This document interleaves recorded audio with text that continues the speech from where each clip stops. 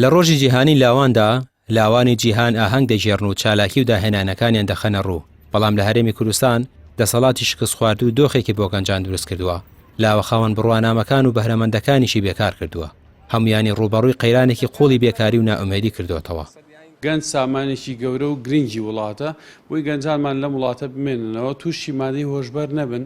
گەنج بە ئاڕاستەی بنیادنەر بە ئاڕاستەی داهاتوو ئیش بکات لە وڵاتە بەلا ڕێدا نەبرێ. بەڵام بەداخەوە دەسەڵات لەم بوارانە گوێی خەواندووە، چاوی نوقاندووە، هیچ گوێ بۆ ئەو ڕێکخراوانە نادا کە هاوشێوەی سنتەری پەرەپێدانی لاوان لە خەمی گەنجان.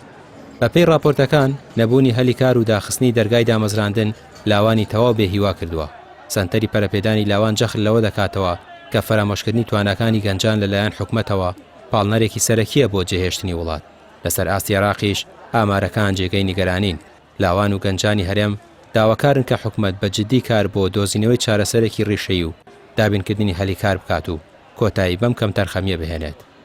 وڵی بێکاری هەموو چین و توێژەکانی گرتوتەوە بەداخەوە لە هەرێمی کوردستان بە چای خۆمان ڕۆژانە ئەبینین لە پارێزگەکانی عێراق یەکەمەکاندا ئەمەزرێەوە، هەروەها دەرچووەکانی تر بەشەکانی تر بەشە پزیشکەکان دا ئەمەزرێن. بەڵام کاتێک کە یەکەمەکانی هەرێم لێرەوە سریانەکە بەڕاستی حاڵەتێکی دەرونیان لا دروستە بێەوە، هەروەها وان لێ دەکات بێگومان ئەگەر ئیشان دەستنەکەی ڕوو لە دەروی وڵات بکەن. بەڵێ ئەمە هۆکارێکە بۆ بێئومێدی یاخود کەسێک لەوەی ناومێت بێ وڵاتی خۆی بەجێ بهێڵێ.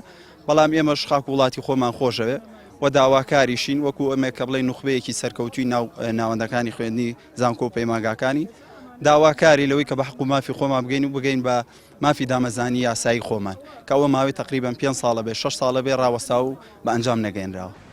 گەنجان و لاوان پێیان وایە کە تەنیا بە ڕەخساندنی دەرفەتی کار و بایەغدان بە توانەکانیان متمانیان بۆ نیشتیمان دەگەڕێتەوە و بیر لە جێهێشتنی ناکەنەوە. وەک گەنجێک دەڵێت کاتێک وڵاتەکەت هیچت بۆ دابین ناکات ناچار دەبیت بە دوای ژیانێکی باشتر دابگەڕی، تەنانەت ئەگەر بە ڕێگایەکی پڕ مەترسیش دابێت.